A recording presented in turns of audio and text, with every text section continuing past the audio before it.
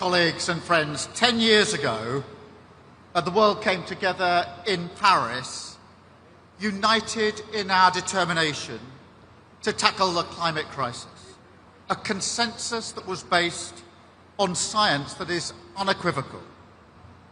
And this unity was not just international, it was there within most of our countries. There was a cross-party consensus in the United Kingdom. The only question was how fast could we go?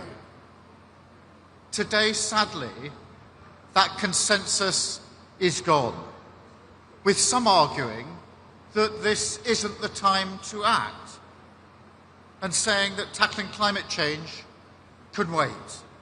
But my question is this: can energy security wait too? Can bill payers wait? Can we win the race for green jobs and investment by going slow? Of course not. Inaction would only deepen these problems, drive prices higher, leave the call of opportunity unanswered, and leave our communities exposed to greater instability, flooding, rising food prices, growing migration flows, and growing threats to national security. Just look at the tragic destruction brought by Hurricane Melissa. Lives lost, homes, livelihoods, entire communities destroyed, islands just trapped in its devastating path. And so we say today to our friends in Jamaica and across the Caribbean, we stand with you. And look, there is a better path for all of us. We can choose to rise to this moment and to recognise that this is not just a problem to be solved, but also an immense opportunity to be seized.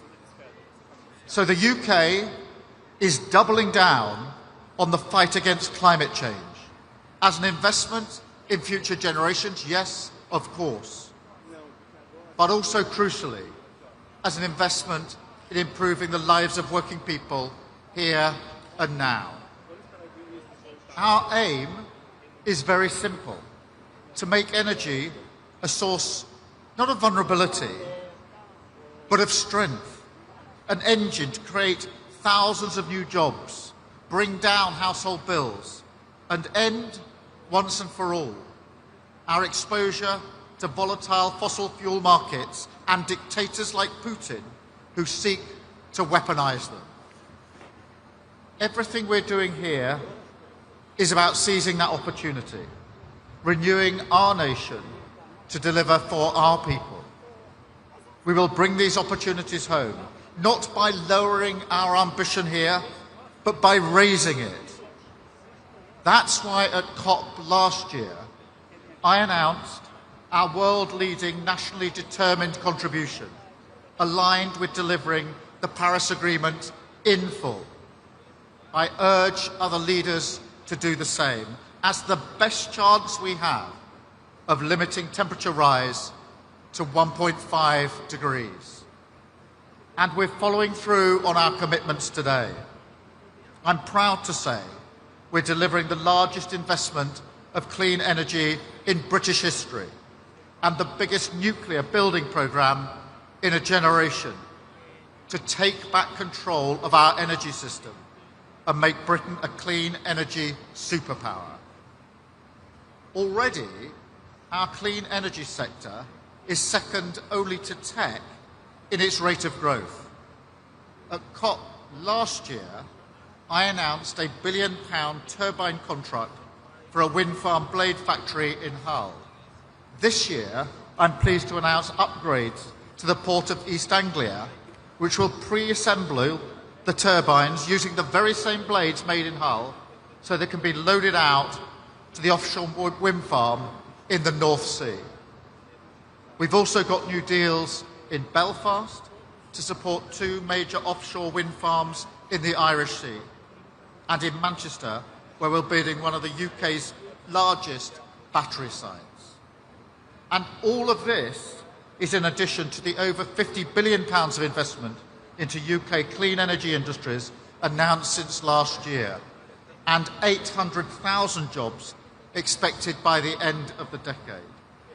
So from revitalising our coastal communities to firing up our industrial heartlands, our clean energy revolution is powering millions of homes, securing thousands of skilled jobs, and delivering energy security and national renewal. And look, this is how we will win in the new era, by driving forward together. And we want you to join us to amplify our progress at home and around the world. We are already investing in adaptation and mitigation for our long-standing commitments on the international climate finance.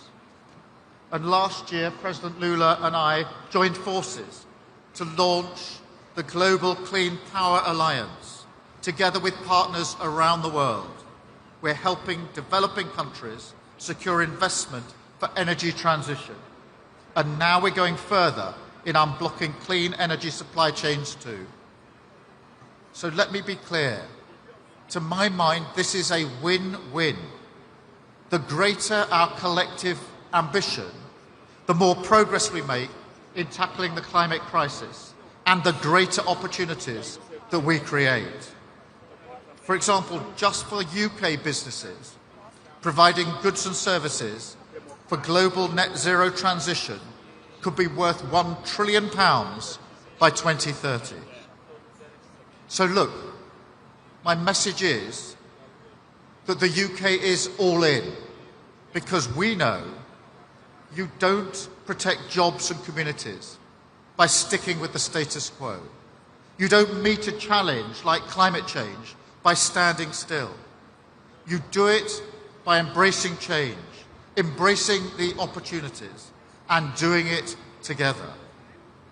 This iconic setting eloquently makes that point. The Amazon rainforest helps to regulate the climate for every person on Earth, and it reminds us that this is a truly collective endeavour. So, as His Royal Highness the Prince of Wales said just a moment ago, let's be inspired by this setting and let's rise to meet this moment together. Thank you very much.